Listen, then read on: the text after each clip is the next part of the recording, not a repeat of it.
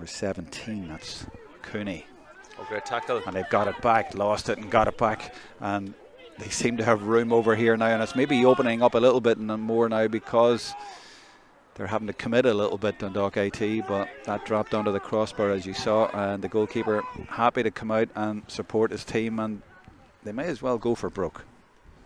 I think fortune always favours the brave. You hope, maybe not the foolhardy, but they have to attack, and I think that's putting up for the viewers online here at the Electric Ireland Trench Cup. It's going to be an exciting finish.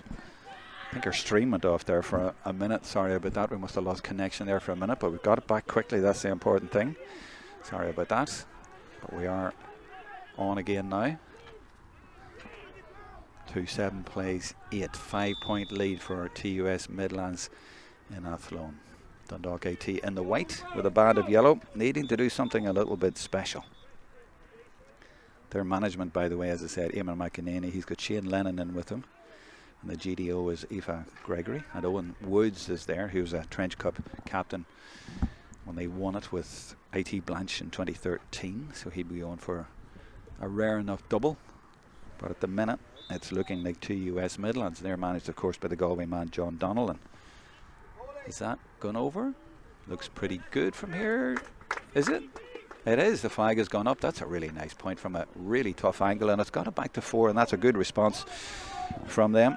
Just continuing with TUS Midlands information, by the way, Richie Murray is in the back room as well. He's one of the selectors. He's from Gary Castle, and Seamus Mitchell is there. He's from Athlone. Back with the play, goalkeeper Ian McGillicuddy. And that's broken nicely by the number 15, Kieran Doyle for Dundalk IT. And they are looking to get another score here. They're starting to win the breaks, and they certainly haven't laid down. They're coming back well. Now he's measured that one. He's just gone to, well, I was going to say to the right, but the keeper had to deal with it in the end, and he did deal with it, and it was a dodgy little moment. But he'll say he had it covered, and they are going to clear their lines and come out again. Their GDO, to give him a mention, is Kieran Martin for TUS Midlands in the black and gold. Another inter-county footballer, isn't he? Westmeath man. And this is their number 5. That's Shane O'Toole Green. Daniel Farrell is number 2 from Roscommon. I haven't given him a mention yet, so said I would. Conor Lohan 5. Jamie Corcoran 6 from Tyrrell's Pass in Westmeath. These all for the men in black and gold. Enda Maguire and Kieran Clough at midfield. We're off into the forwards now, and they're looking for another score because the last 2 have been for Dundalk AT. The captain just works that, and they're looking for a little bit of room here, and Whitaker has got room, and he's put that really high with his left foot, but from there he was close enough in. Has he got it? Nope, he's put it wide. Aaron Hughes 13 for TUS Midlands, by the way. Cormac Delaney 14 and Brandon Kelly 15.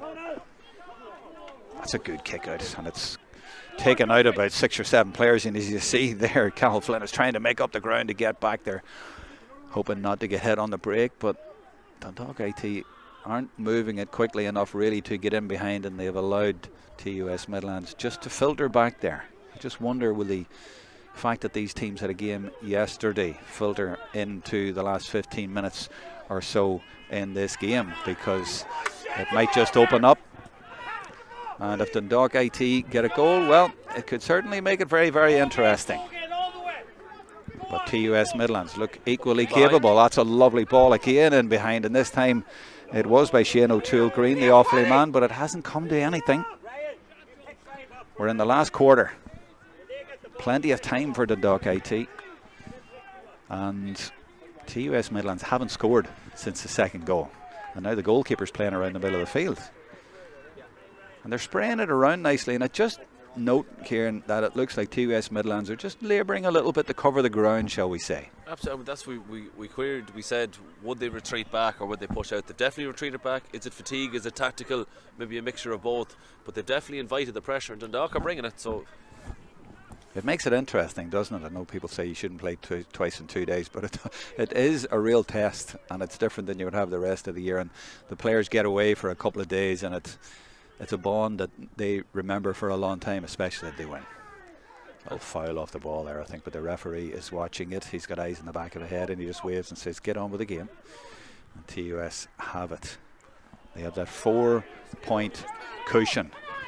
And they are threatening on the break.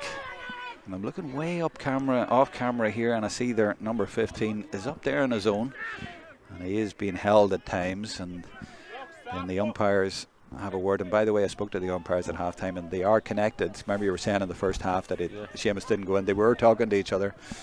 I said, well, hopefully you were talking to each other all the way up in Kerry, from Kerry. He says, yeah, but we might fall out on the way back and not speak to each other. That's a job maybe for Mark and the production team, maybe to hack the connection. Maybe again we'll listen. Find out what they're saying. Here's a chance now, and it's the number 7. It's Conor Lohan. Didn't take his point. Interestingly, are they after a goal again? Now they go for the point, and do they get it? They need this just to settle the ship, and they have done exactly that. They've got it back to a 5-point game, and that was well taken and well moved around as well. But there is a threat now at both ends. Definitely, and Whittaker has been a name on your lips the whole way through. He's scoring freely enough, and he's getting on the ball a lot. So you'd have to say he'd be a contender definitely for the Electric Ireland Man of the match that we'll be looking at. But there's so many lads, they're just maybe haven't asked themselves. You said we're coming to the last quarter, what are we going to do? Are you going to fade away and lose this All-Ireland final, or are you going to take it by the rems and go for it? So they've also got lots of subs here, obviously, that they can put on. A bit of fresh legs would be good, but then you lose the structure, don't you, a little bit, and the continuity. So, and then these guys have been playing for the last couple of days, but it is a test, a unique sort of test that you don't really get at other times of the year and other competitions. But Dundalk AT now needs something. They're 5 points down, those 2 goals, killer blows. They might come back and say, well, if we win, it wasn't a killer blow, but certainly big blows in the middle of the second half, or maybe just at the start of about 10 minutes in. Still time for Dundalk AT, but TUS Midlands have retrieved that one, as you see. And the rain has got heavier, and it's favouring TUS Midlands. It's going from right to left. Free for Midlands. But he's staying down injured. The referee's going to come over. And there's a sub going to come on now for the men in black. 20 for 18. TUS Midlands. 20 for 18. If you got those names. Devon Hill is on for number 18, Brian Cooney. Okay, and Devon Hill is from Killucan and Westmeath. So a change there. I did mention fresh legs, so he's come on. They might need another one here because this. Or is he okay? He is okay. I think Liam Stafford, who was probably a bit over exuberant in the tackle there, did the wise thing maybe of getting out of the eye shot of the referee. And just does that still work? I think it does sometimes. Well, it definitely won't work if you don't try it. So TUS Midlands in control and with the ball. That's good movement as well. This fella's been very good. Cal Flynn from Furban in awfully. He got out in front there.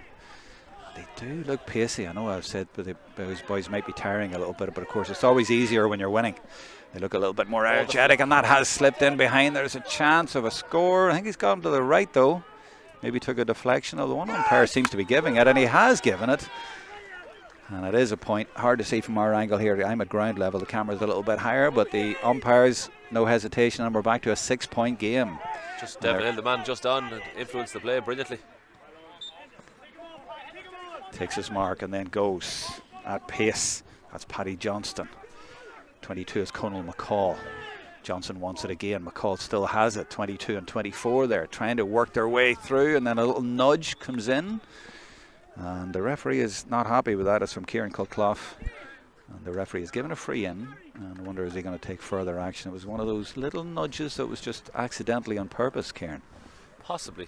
I think it's one of these again, if you can keep it out of the net and avoid the green flag being raised, you'd imagine from a TUS perspective it'll be hard for Dundalk to go +6 on them at this stage. But at the same time, we've seen crazier things in the game of Gaelic football. It's still a very open game. 25 been warmed up for Dundalk AT. Robbie Quigley for Monaghan. Yeah, throwing on a Monaghan man, and it is a Monaghan manager, so he's maybe got faith in his own county man, and Dundalk AT at that bring it back to 5. I wonder, could the Monaghan man do a miracle for the Monaghan man on the sideline? And the Mead man, Liam Stafford, has been substituted off. 10 minutes to go with a little bit extra because there's been a couple of stoppages, so as you say, definitely not over. I know I was maybe a little bit premature when the second goal went in, but goals have just been so huge in games like this. The phrase a lot of the modern teams use is kind of an oxygen sucker, that if you can take the oxygen out of the opposition, it makes it harder to run up the pitch, even though like your fatigue levels would never alter that quickly, physiologically speaking. But when the mental part of the game is so hard, and you've thought about, I did all the training to get here and the game yesterday, and it just starts to build up the pressure. But they did respond well, Kieran. You know, they got a couple of points back, but they just haven't been able to get a goal, and you get a sense, I know this is a bit of a cliche, but they are really going to need a goal now. Yeah, well, it's that thing. It's like the boxer, they'll need the knockout. They're not going to win on points now, so they need the knockout blow, maybe 2. But at the minute, it's just TUS, maybe just, not that they're playing within themselves, but they're doing everything they need to do. Then the risk is, of course, that you get caught at the other end. And he went off the field there and come back on, and still got a challenge in, a foul in there.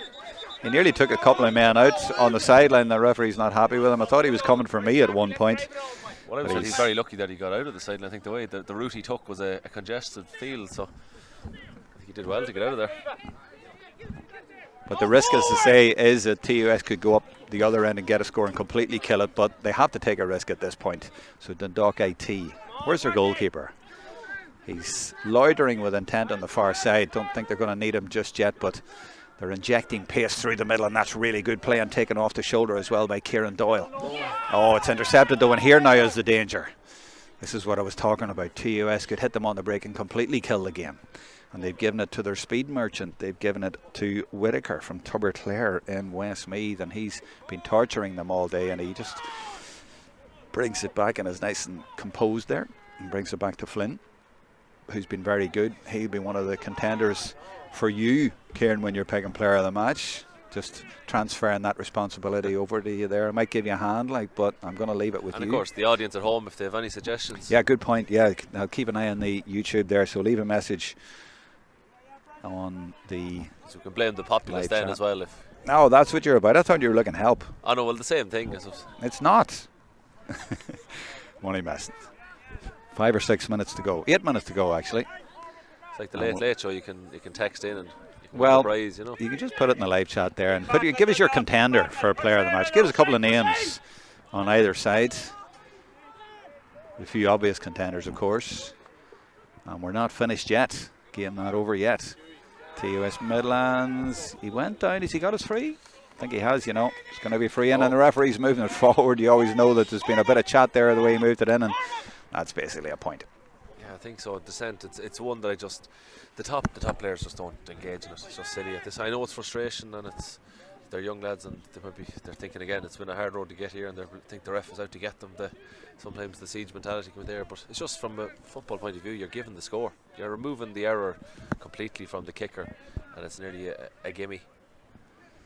By the way, I've been told that when we went off briefly, we actually missed the penalty, so people haven't seen the penalty, so apologies for that. We got on as quickly as we could. That's just what happens sometimes on live streams. Boy, has he kicked that high. He's put that onto the 3G pitch. He's put it way over the ball net and over the bar, and he's got the point more importantly. But the penalty was really well struck, I can't tell you, and we will put it up later on. I also had a goal camera in the top corner of those goals, so we'll put it up later on social media. But he struck it. It was unstoppable down into the left corner of the net.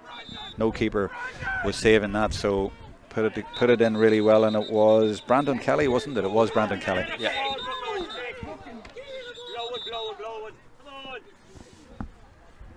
So just checking on the live chat for this game.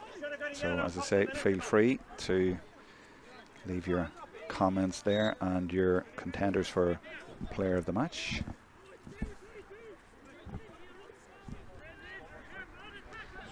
Is there a twist at the end of this game? The Dundalk IT are looking like they need 2 goals, not just 1. Don't think it'll be time to get enough points. They have a couple of more players ready to come on to see if they can provide those goals right at the end of this game. But for now, it's the number 4 out there, Lee Rice from Killeavy and Armagh. But they're just going from side to side at this point. And all 15 men just retreating behind the ball for TUS. Yeah, and they've been very good at nipping in there and winning this ball, sneaking it and stealing it, rather, and forcing Dundalk IT to do something a little bit special. They got through a couple of times with a bit of a threat, and as you said earlier, they might regret not taking 1 or 2 of those, or not going for goal a little bit more, and now they really have to. But that's A foul and a free there, which sort of plays into TUS Midlands' hands. Again, the slower, the more broken of the game. I think it suits the team ahead. Here's our substitutes now. So this is Hughie Corcoran. He's not in our programme. Hughie would have got an All-Star when Meath won the All-Ireland 2021. He was one of the top scorers in the championship. He's a Dunbarra Emmets man. So just the north side of Kell. So he might be the man to nab the goal. He's a great background of scoring. He's a good free taker, left footer. So maybe that could be the goal card that'll get them what they need to. I'd say that's exactly what they're thinking. But time running out for them. So does he go for his point or does he go for a goal? And there's another man here, number 21, Gareth Burns is coming on, the Monaghan man. He's going on for number 23, Tom Gray. So they're only getting a few minutes, but they just want them to be an impact sub. And Kieran Doyle from Armagh's coming off as well, number 15. Thanks for that. 2:10 plays 9-7 in it. Sub as well for TUS Midlands there, 22 on for 17, Kieran. So Dara Finglas from Ballymahon in Longford coming on for, is it 17? Brendan Killian from Shandon in Westmeath. So the Ballymahon man is on.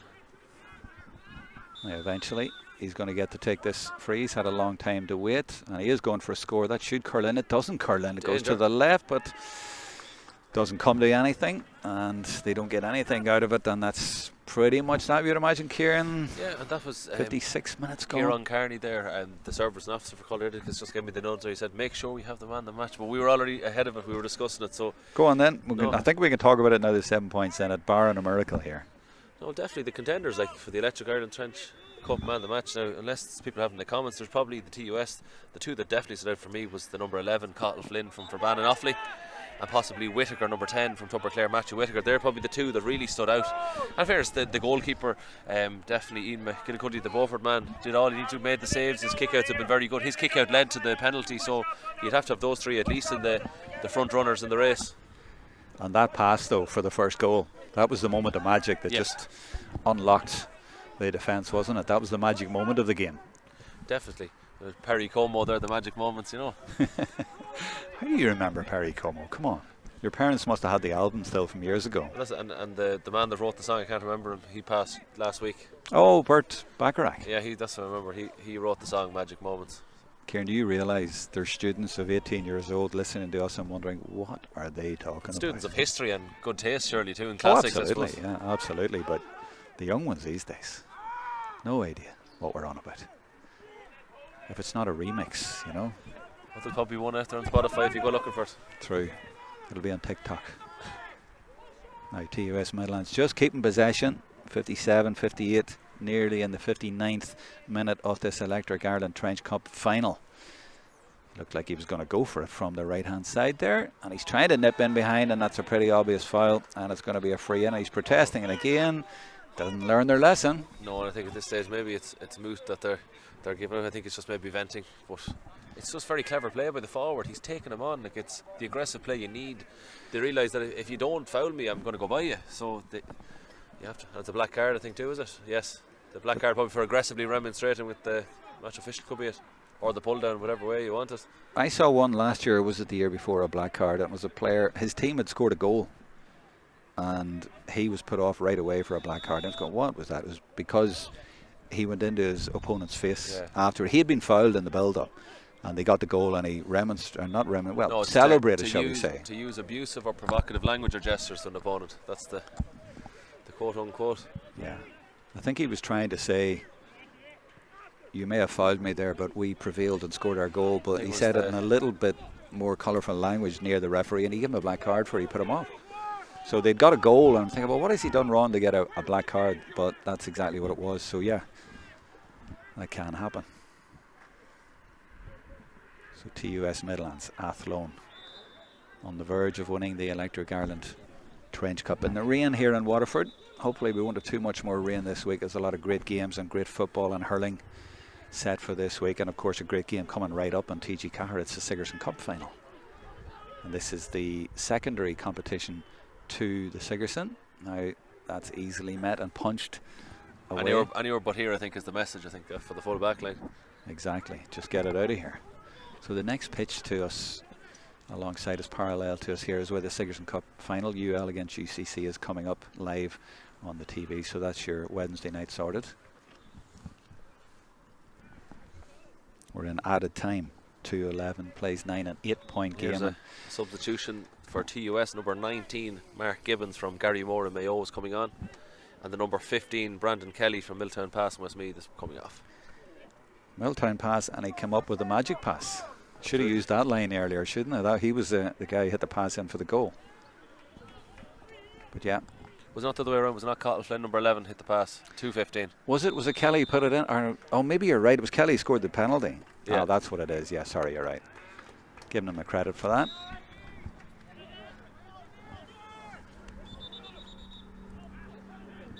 I think so. That's one again for the audience if they want to correct us. Yeah. Well, I'm getting a little bit mixed up here in the rain, and my notes are all absolutely soaked. I can hardly see in them, to be honest. We're out in the open here, but there is just that little bit of rain. We're negotiating here for the player of the match, I think, and also the presentation is going to be made down in front of us here, and we're going to keep that stream going to bring that to you in the next few minutes. We're near the end.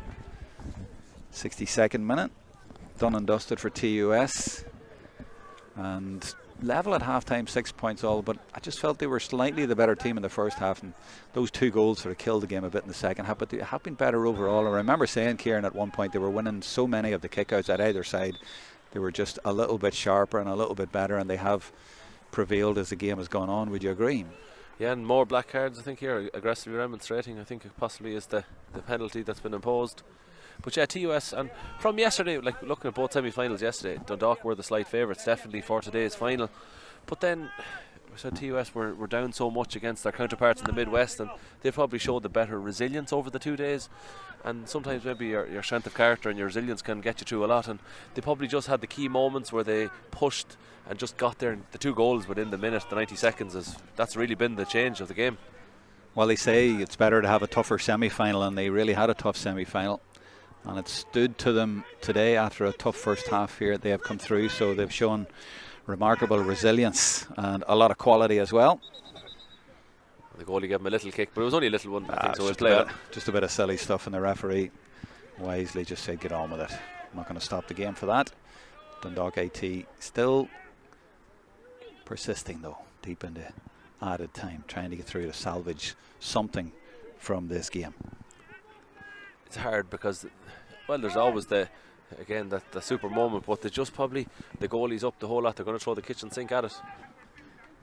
Yeah, Garland leaves it off, says you go for it, you create a little bit of magic there. That's Jay Hughes, but lots of black jerseys back there, and there is the goalkeeper. He's playing right corner forward now. May as well, doesn't matter if they get caught on the break at this point. They need an absolute miracle, but I just think 8 points is a little bit harsh on them, but that's where it is at the moment. And he goes low, he might as well, and has he put that in? No, it's not. And there is a full-time whistle, and the Electric Ireland Trench Cup for 2023 has been won by TUS Midlands, and they have deserved it. 2 excellent goals about 7 or 8 minutes into the second half killed the game, but they have deserved it overall. Well, a very, very fine performance, and there's a lovely line there now, because the Athlone College, we'll call them that, when they were under a different name, won this competition only once before that in 1992. The captain was John Jack Cooney, and his son Breen Cooney started tonight and has now got a medal 31 years later. Crazy, and I said that was the same thing we had similar in the league final with Maynooth. Sometimes history just beckons on a call, so it's always nice and fitting that I think the Gaelic Games of Ireland, we are so synonymous with the history, so it's always good to have a link like that. Even with like TUS Midlands as a new entity, you still have your history and you still have the links to the past, which is excellent. Absolutely, and they are celebrating there, and I'm sure John Jack Cooney would be very, very proud of his son, who came off near the end, but contributed to a very comprehensive win in the end, and Dundalk A2 look very disappointed, as you would imagine. They give everything and were level at half-time, and just when you thought they'd got level at half-time and might push on, they did quite well at the start of the second half, but then that beautiful pass by Carl Flynn, as you were saying, the Offaly man, unlocked them, and then they get hit with a penalty, and that really was that at that point. So the TUS Midlands, formerly Athlone IT, formerly I think Athlone RTC back in 1992, but it's right in the centre of Ireland, and they are the champions at the secondary tier of this competition, or at this level rather. You have the Sigerson, which is coming up, final coming up in TG4. The lights are not on yet on the main pitch there. But there's definitely people home, definitely. The lights are off, but there's definitely people home. They are, and there's people at home going to be watching it on TG4, and that's a feast of football coming up. That's the Electric Ireland Sigerson Cup. This is the Electric Ireland Trench Cup, and it's going to be presented right down in front of us here live on the stream. They have everything in place. We have a microphone over to capture what's been said. The trophy is there. I think it's Michael Hyland, the Cahirlock. I think he's doing it now. He's assembling. It's like the Super Bowl halftime show. You've got 3 minutes to get the thing in order, and then we're going to air. That suits me. Get on with it. Cup looks like a mini Sam Maguire, and they've got the relevant advertising behind it there. Higher Education Championships and Electric Ireland and men's football, and appropriately, is that? No, that's Setu. Is that Setu with the blue though? Not with the gold trimming? What college is that? That's their home on the right hand side. That's the Waterford. Home. That is the SETU All Waterford. Right. Get you. Very similar to the Dublin strip. It's probably the only thing you could put against them. Well, it's the same as TUS Midlands here tonight, except it's gold trimmings pretty much. It's navy. No, it's navy and sky. Oh, is it navy rather than navy black? That's what it is. You're right. So yeah, famous history in this competition, as I was saying earlier. Give it again here, because the first man who lifted this cup was Brian Mullins back in 1976. That's the problem with those things, isn't it? It's not the weather for it. It is not. It is not. But it's back up there. So we're getting close, as you can hear. Plenty of laughter on the right hand side. TUS Midlands very happy. So yeah, Brian Mullins, 1976, the first man to lift this cup, and now it is going to be the captain of TUS Midlands. They have a vice captain in Cormac Delaney, number 14, and in Conor Lohan, number 7. But the captain of the team is going to follow. The man of the match is coming up in that famous line. And they're asking, can I hear them? We can hear them, so off you go. Nearly ready. A few last minute job's been done, and then we are ready, I think, for the presentation. It's raining, but it doesn't matter.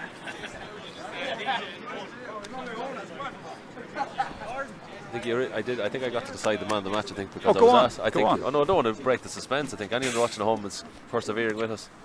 Gary.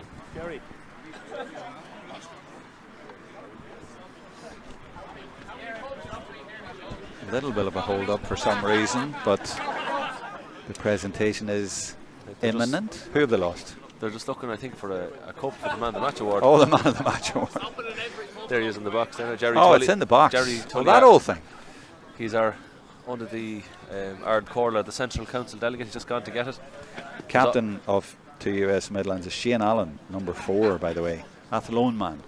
Here it is now. And here is the trophy now that they have for player of the match. Hey folks, sorry now to keep you waiting there. We That's made okay. the man of the match award. That's 2 minutes there. First of all, we'd like to present the Electric Ireland man of the match for the Trench Cup final, and the man of the match is centre forward for TUS Midlands, Cathal Flynn from Fergal.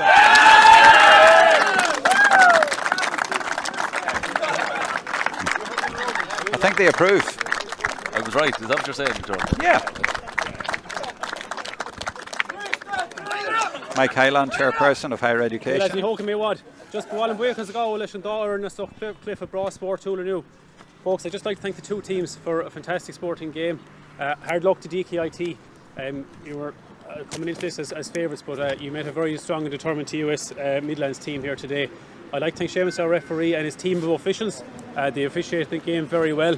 I'd like to thank Kieran and Tig in Crow Park for all the work they've done to bring us to this point. They'll have a busy weekend. They're doing a fantastic job so far. I'd like to thank our sponsors, Electric Ireland. They've been fantastic sponsors for the last 5 years.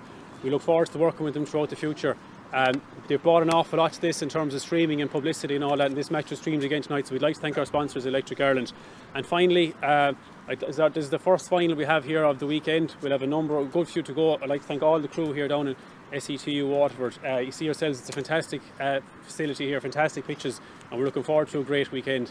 This is the first cup I get the pleasure of presenting this weekend, and I'd like to call on the TUS Midlands captain, Shane Allen.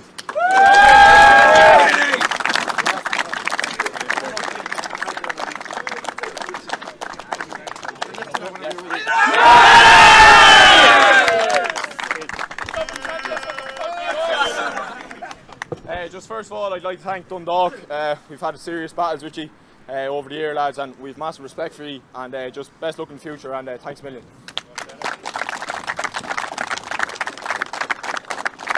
I'd like to thank the referee and their officials for today's game. You were brilliant, and thanks very much. Cheers. Just to Waterford for the facilities and everything, you know, it's top class and great pitches to play on, so thank you very much for that. Cheers. I just want to thank Gordon and Kieran and all the lads in the college. Put in serious work all year and a lot of organisation for this, so without you we wouldn't be here, so well done lads, thanks so much. I'd like to thank Richie and Shamey, our selectors. Boys are there, first men there training, preparing everything first, and you're absolutely brilliant. And then finally, to the man himself, John Donlan, absolute legend. John put serious work in all year for us, and you know his professionalism was unbelievable, and delighted to be able to work with him. So thanks a million. Cheers.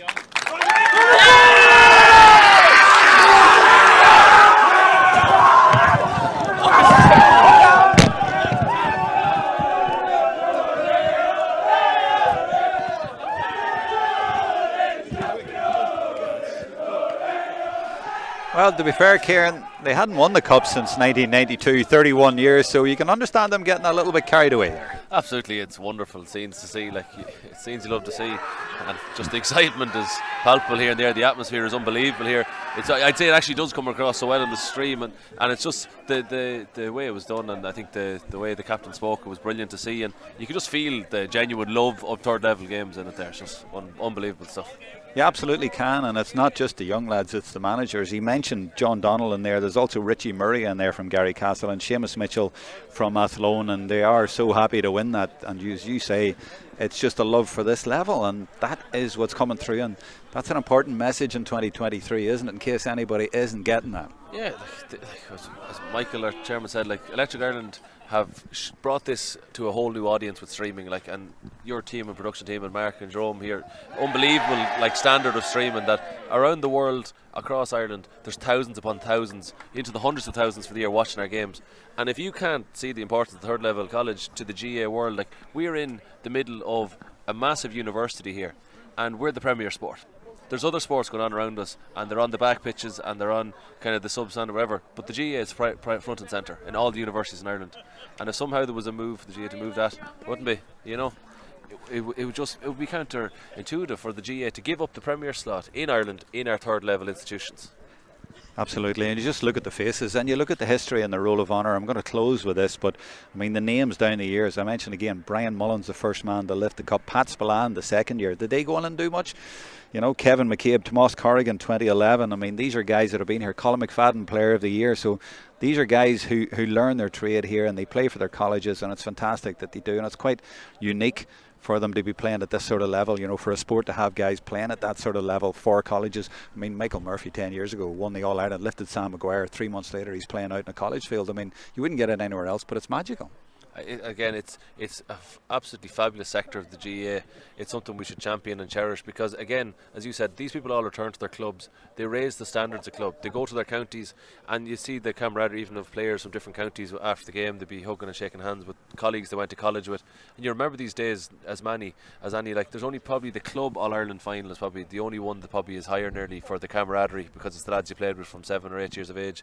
But this pretty much comes because the lads they're going to the trenches, no pun intended. Well, 5 days like a week, you know, 5 days a week, and they come up during midterms and everything to train, and it really and truly is just a delight to watch people so happy to win a tournament. Like, this is not a burden on them at all. This is something they cherish for the rest of their lives. And all the families out as well, getting pictures taken and club pictures taken and so on. That's where we're going to leave it. We hope you've enjoyed the Electric Ireland live stream coverage. We'll put up a few more clips. We'll put up that penalty that you didn't quite see earlier on from a couple of angles, so we'll put that up in a couple of interviews as well. But for now, my thanks to Kieran Flynn and the team, to Mark and Patter as well up in the camera. braving the conditions here in Waterford. We'll be back with a stream tomorrow night. That's the Fresher Football Division 1 final, and lots more coverage this week. And of course the Sigerson final follows now on TG Car. But for now, from all of us, it's goodbye.